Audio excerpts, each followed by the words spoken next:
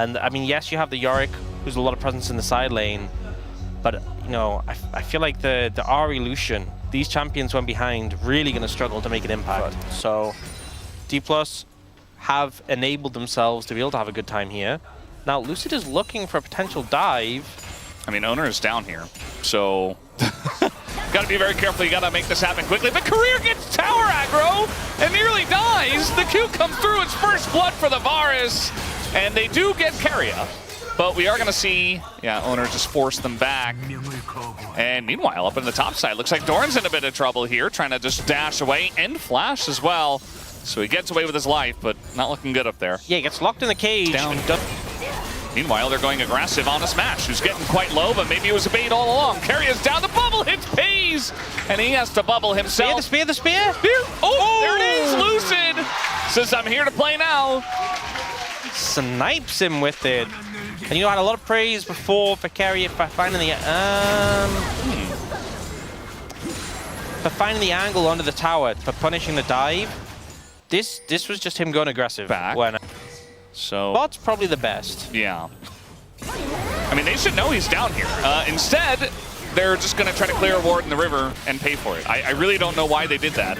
Doran now doesn't have his flash, but yeah, gets aggroed. That's called a matter of having good flash timings. You know, we were talking about how Keria was about to have his flash back. They knew that. They were aware. Well, now we've got Lucid. He is quite fed. ShowMaker's coming over here, but Faker is TPing in. And first roam from the bottom lane comes from the team who has two bottom laners. So they are going to win this trade. Not very surprising. I just feel like DK opting for a couple of plays that they were never going to win. This one they kind of got caught in the river. As now Smash says, I can... Outside of the Mark Treads, which there's no EP boots, but... Yeah, he's definitely one of the more aggressive ones. As now Keria looking to turn around this play as the chains do come down, and guess who's back? Back again, it's Oner in the bottom lane, flashes the bubble, takes down Smash. They get the flash out of Keria as well as the heal, and another stack for Oner. Yep, so easy to do, and this is how you should be playing. You have Nocturne, the bot lane's easy to set up. I think he's okay.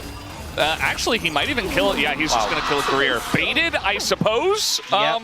We'll give it to him, you know.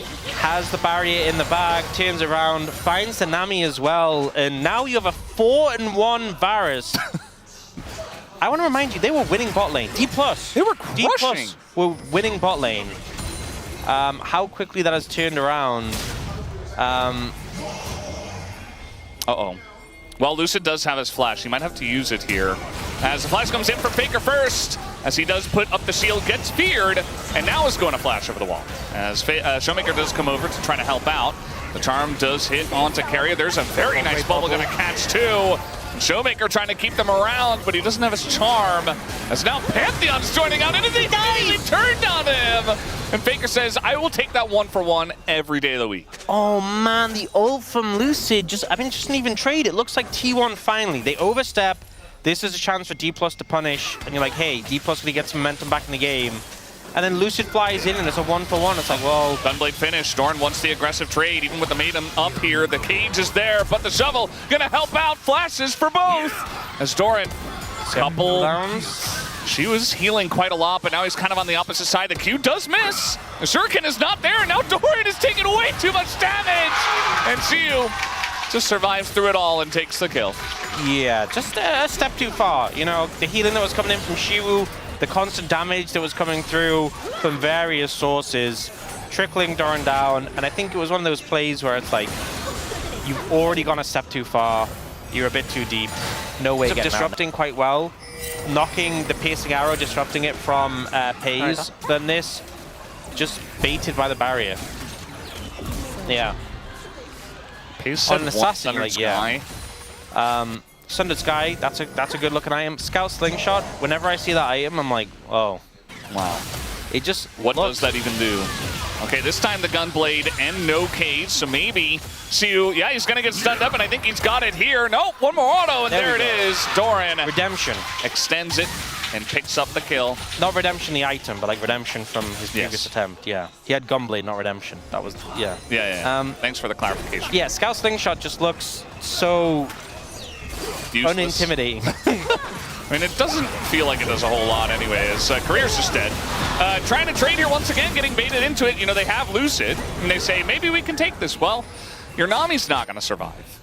And that's the issue. There was a Nami in that? I didn't... Well, that's a lot of damage available. We'll see the replay. So, dodges the glob of mist, and then actually uses the speed to get past the cage. So much damage done. And the extra AD from the Gunblade also helping here to get those last autos.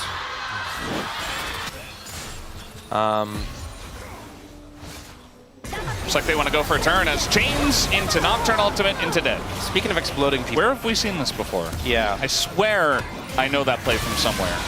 As now, once again, two top laners going at it. This time, Doran going to take a little bit more passively.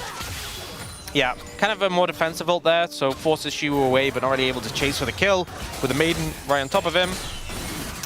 But they are really just trying to ruin the KDA of Dplus' support in this situation, and doing a good job of it so far. Lucid's trying his best. You know, he was the very fed one, but there's only so much he can do. And, you know, part of the reason why T1 came back is also based off of his play in the bottom river from earlier. So I'm sure he wants to get redemption for himself as well. Not the item. Not the item. Yeah. Culling is going to come down, and this time Lucid looking for that kill on a Peyz who is sprinting away. Just keep running. Oh, flash over the wall, disengage. Cone gets him away. Wait, did he get the auto off before? There's no way. I just automatically defaulted to like, there's no way that actually happened. There's no way that actually happened. It did. It did. I tilted. Will Keria learn this time? Nope. no, he won't. You know, I thought sixth time was the charm. You know what you said? Will he? What is there to learn from this? Don't clear the ward. What do you mean? Die. Don't clear. Stand in the fountain? Yes. No, just let someone else do it. Okay, this time they're going in on a Peyz, and that should be enough, but he's getting so much damage, and he's even living! He's alive! Okay, well, he's dead, but Lucid will go down eventually as well, but I mean, at least they get the kill, but man, honestly, how tilting can this get? At least they got him. At least, you know, if the goal was to kill Peyz and nothing else, just purely to kill Peyz, they were successful. Get Dragon? No. Win the fight? No. Win the game? No. Protect mid tower? No. None of these things, just purely to kill Peyz, they were successful. If that's what we're measuring, then they achieved their goal. Not again. Peyz, he's okay. But he does have the tidal wave. But unfortunately, lane enchanter. Best of sevens. Best of seven win. Given opportunity to Keria. Oner is kind of going 1v4. Thought that Keria would be following up. I think he got bubbled. So Keria wasn't quite there for the play. Keria he's breathing a sigh of relief. His heart is beating at like 200 BPM. He's like, oh my god, it wasn't me. It wasn't me for once. Yeah. And look how quickly the ults are ticking back, right? He doesn't have much time. Oh, trying to trap Doran in here as it is Lucid nearby. But, yeah, I mean, he gets into the turret pretty quickly. They're TPing. Yeah. They're like, we need to push the pace of the game. We want Soul, even if it's not the best. Yeah, I think T1 will be happy that DK tried to go for the Dragon. Although at this point, you did TP and DK all got away. By the way, the Maiden just went down, so there is that. So now we got a fight coming in here. Oner is just going to go in on the Keria. I don't know if that was the best idea this time around, but it's okay. He gets low. The chains go down on the Lucid. ShowMaker nearly dies to Doran, but he does get away. And now Faker trying to join on in. Lucid's still alive. And kind of a concave here for the side of Dplus KIA. Faker getting kited down. Oh, the arrow! The arrow going to just go through the Galio, kind of hidden there. As he runs in a straight line, the bubble gonna catch Keria. Maybe the spear gets him. As Lucid is on the right side, and they're nearly able to take out a couple of those guys there on the side of DK. And really, it's just Peyz. Oh no, the Nami! He's just walking forward, and nobody can deal with this guy. Oh no! Run! Nah, he's dead. Accepted his fate. And that's the end of Keria once again. What you're going for? Yeah. And just. Yeah. You look at it that way, it's not so bad. Not the biggest steal. in the world. As, yeah, the exhaust is going to come down. ShowMaker does go in. They're looking for the turn this time around. But again, Oner kind of alone, has Faker at least to follow up. But they're all super low on health, and it's really just Peyz as Lucid takes an immense amount of damage, but it doesn't matter. As the rest of DK very healthy here, looking for that kill on a Peyz. He flashes the charm as Keria goes down, and the damage is just too immense. As Doran looking for the trade here on the Smash, who says, I'll just take the disengage cone. Keria trying to tank the turret for him, and Smash takes the turret shot anyway. Maybe with Yorick coming over, yes, he will be saved. Honestly, slick getaway thanks to Keria tanking the tower there, but Peyz just on fire in these fights. Messy, I think, still the engage from T1. Coordination not quite there, but the Varus doing so much work. He's just going in. Peyz is still here. I think Siwoo thought he backed, but he was backing under the turret. Stops the back. As I'm saying this, I'm aware it's a risky play. Yeah. Well, he can ult in if he really wants to get in there. I think eventually he will, although he's going to trade on the Doran first, maybe try to spark a turn, but the turn is not coming in, and that Baron's getting pretty low. As now the Paranoia comes down, and Lucid never pulls the trigger, as now they are going to go in, but this time Oner shows some more restraint.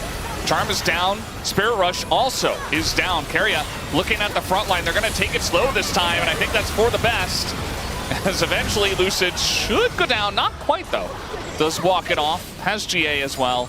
Yeah, not actually so risky if you don't get contested on the Baron. Has been. We still have to get through this Rebel Baron power play on the side of T1 though. And they're taking plates on the inner turret. Peyz, ooh, the max range, and that's going to be a lot of follow-up damage. As now, we do have the Pantheon coming in, trying to peel for him, and trying to get the angle there with ShowMaker, but he doesn't quite have the charm, and Lucid, I think, will eventually have to pay the price with his GA. We do have Siwoo on the flank coming in, but Faker also there, trying to peel. Doran now just gonna flash on everyone. Oh, the damage! Smash! Insane amounts of damage from this cannon. He's gonna have to pay for it with his life, you would imagine. As there it is. ShowMaker takes him down, but yeah, Faker and the rest of T1 just peeled off and kind of left Doran on purpose because they wanted to deal with Siwoo, who does flash. And they do have the follow-up as now Lucid comes in, picks up 1,100 gold. And looking for a bit more here. Keria, though, going to get out of the cage, and they still have Oner, they still have Faker. And it doesn't look like ShowMaker alone is enough damage to deal with this front line and the tankiness of T1 from ahead. Triple kill for Faker. And Keria, they're looking to bully him further. It's not going to happen, though. Messy fight, but Doran comes in, blows up the enemy AD carry. It's Dplus, they're trying to respond in kind, but they just don't have gas in the tank to continue. They do that anyway. Yeah, exactly, but they can get more gold XP for it. And you know what? They would still complain about that roll being weak. Oh, Peyz. Uh-oh. Yeah, he's taking a huge amount of damage from Smash, who is trying to change the tone of this game. Just cullings them down. You can see Peyz, he E'd backwards, so he was not ready for that. Was not ready, and Keria has to pay for the sins of his AD carry. Smash doing a lot of damage, I think is what we're establishing here. He is also an AD carry. He is. And now we got Peyz in a bit of trouble. Is going to have to use that barrier. We do have a defensive Paranoia to come in. Faker just pushing top. Yes. Doesn't care about any of this noise. He is just playing the macro game this series. Now has to find his way out of here. He has heroic exit. Yes, I'm aware. Heroic entrance. Yes, everyone understood the wordplay, but you have to explain it. Well, eventually, okay, the flash charm comes in. He's going to go into his arm guard as well and just die. Yeah, I mean, it's because he has the rod already, so he's going to be able to get the fulls on you, so yeah. So, there it is. Oh, this is a great angle for Doran. Yeah, Lucid is already. Flash. Oh my lord. I don't think Pantheon, I mean, he's got GA up. But this is about to get very interesting. They're going to try to kill him and burst down the Baron. Well, he's dead. And there it is. Even the spike goes to 15. It doesn't matter. T1 playing with their food. And DK thought this was their opportunity to come back. But in fact, it was just T1's to close the game out. Oh, he tries to flash away. No. Oh, no. No, Keria. Oh, man. Oh. Well. Well, that was certainly not the play that Dplus hoped for. A good champion to have in that situation. Yes. This is a good play from Dplus. The culling doing a lot of damage. Lucian just able to absolutely shred there. Yeah, just turns. Yeah. They buffed this champion. Yeah, they did. Heroic exit. This time it gets him out. Oh, just, you know what that was? Chemtech's whole value. Yeah. Just survives. Just for Faker.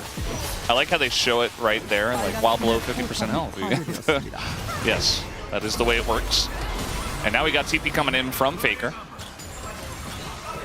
All of DK are alive. The bubble timing not on points. Can be a little bit confusing with the new TP as well. But either way, gonna take down the bottom inhibitor. And T1 just trying to end this one on good footing and not have any close calls with Smash again. No, I just want Keria to live. You know, I think he's died enough this game. I don't think the Nexus is long for the world with the current state of the game. But if Keria can just not die again, I'm okay with it. Yeah, I don't think T1 feel the same, though, is the thing. Rounding the bend here is Faker, and Doran is going to spread everybody out and go into his Zhonya's, force the GA to come out here.